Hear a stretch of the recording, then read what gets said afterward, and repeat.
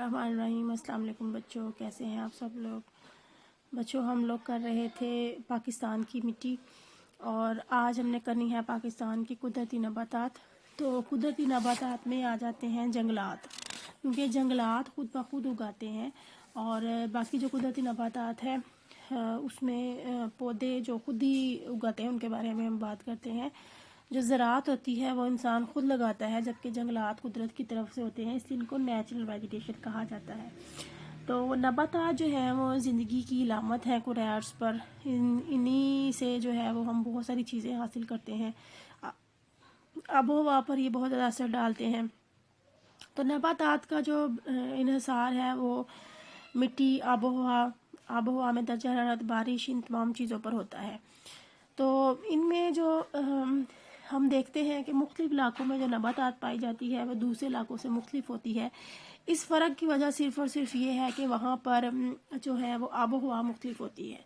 तो हमें बाज़ इलाकों में जो है वो घने जंगलात मिलते हैं, तो दूसरी तरफ खारदार झाड़ियाँ भी हमें मिलती हैं।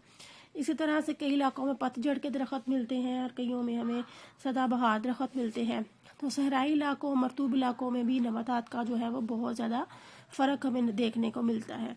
तो तबी खदुखार और आबोहवा का फ़र्क जो है वो उसी की वजह से हमें ये नबातात की मुख्तलिफ़ इक़साम जो है वो देखने को मिलती हैं। मैं आपको बच्चों पहले भी बता चुकी हूँ कि अगर आप लोग तबी खदुखाल अच्छी तरह से कर लेंगे तो पाकिस्तान के सारे चैप्टर्स आप आसानी से कर लेंगे।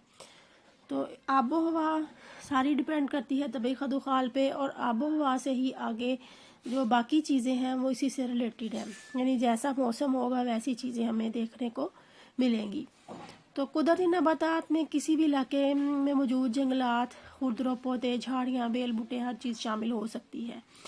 तो किसी भी मुल्क की खुशहाली के लिए बच्चों ये चीज़ बहुत ज़रूरी है कि वहाँ के 20 से 25% रकबे पर कुदरती नबातात मौजूद हों। तो पाकिस्तान खैर इस हवाले से बदकिस्मती का ही शिकार है कि यहाँ पर ज़्यादा जंगलात नहीं हैं और तकरीबन 4% रकबे पर हमें जंगलात मिलते हैं। और जो बच्चों जंगलात मौजूद भी हैं उनमें भी हम इतनी डिफॉरेस्टेशन कर रहे हैं, यानी दरख्तों को हम इतना काट रहे हैं कि जो हमारे पुराने जंगलात हैं वो भी ख़त्म होते जा रहे हैं। तो पाकिस्तान का 4% रकबा जो है वो जंगलात से ढका हुआ है।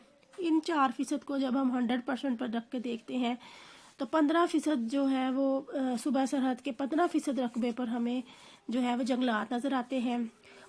सिंध के 4% रकबे पर जंगलात नज़र आते हैं।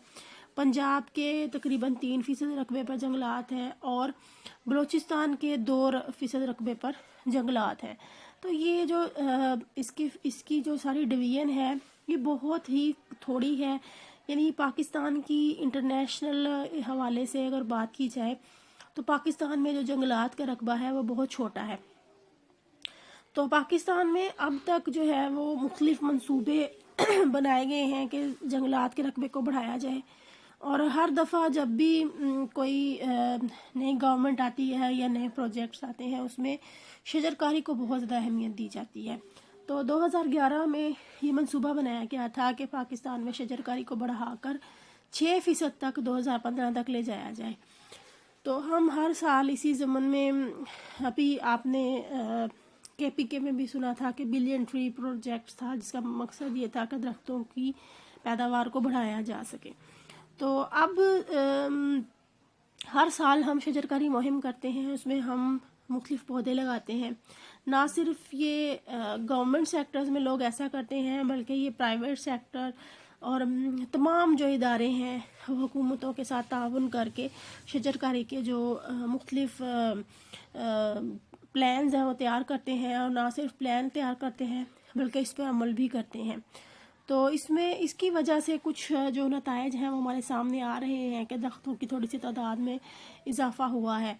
तो लेकिन अभी इतना इजाफ़ा नहीं हुआ कि हम कह सकें कि जी पाकिस्तान में जो जंगलात की रिक्वायरमेंट है वो पूरी हो गई है।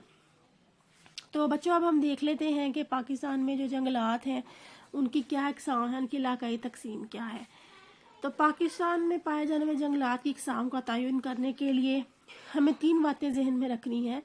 नंबर 1, मुल्क का जो बड़ा सूबा है वो बलूचिस्तान है और वो सारे का सारा जो है वो खुश्क है, और इसी तरह से दरियाए सिंध के بہت سے علاقے جو میدانی علاقے ہیں وہ بہت خشک ہیں، وہاں پر خشک یا نیم خشک آب و ہوا کی کیفیت پائی جاتی ہے۔ اسی طرح سے کچھ علاقے جو ہیں وہ قدر مرطوب ہیں، وہاں بارش زیادہ ہوتی ہے، جیسے شمالی اور شمال مشرقی پہاڑ، ان کے دامنی علاقے اور وادیاں وغیرہ، تو یہاں پر بارش جو ہے وہ کافی زیادہ ہوتی ہے۔ نمبر 3 پہ آ جاتا ہے کہ پاکستان میں سطحی خد و خال میں بڑا جو ہے وہ تنوع پایا جاتا ہے۔ ایک طرف ہمیں شمال میں پہاڑ نظر آتے ہیں، اور جنوب کی طرف جائیں تو ہمیں میدان کے ساتھ ساتھ صحرا بھی ملتے ہیں، اور اس طرح سے ہمیں بالکل جنوب میں جا کر ساحلی علاقے بھی ملتے ہیں۔ شمال میں جہاں ہمیں برف پوش چوٹیاں ملتی ہیں، وہیں پر ہمیں جنوب کی طرف جاتے ہوئے گرم ترین علاقے بھی ملتے ہیں۔ تو ان عوامل کی بنیاد پر زیادہ تر خشک و نیم خشک حصے جو ہیں وہ قدرتی نباتات سے خالی ہیں۔ دیکھیں بچوں، قدرتی نباتات ہمیشہ وہیں پر ہوگی جہاں پر بارش زیادہ ہوگی۔ آپ دیکھتے ہیں کہ برسات کا جب موسم آتا ہے تو ہر پودا ہرا بھرا ہو جاتا ہے، گھاس بہت زیادہ اگاتی ہے۔ اس کی وجہ کیا ہے کہ پانی کے اندر یہ طاقت ہے کہ وہ پودوں کو اگاتا ہے۔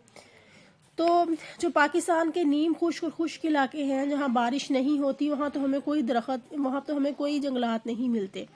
تو میدانی علاقوں میں جہاں سے دریا گزرتے ہیں، ان کی گزرگاہوں کے جو مضافات ہیں، اور مرطوب پہاڑی ڈھلانے ہیں اور وادیاں مختلف قسم کی ہیں، وہاں پر ہمیں مختلف قسم کے نباتات اور درخت ملتے ہیں۔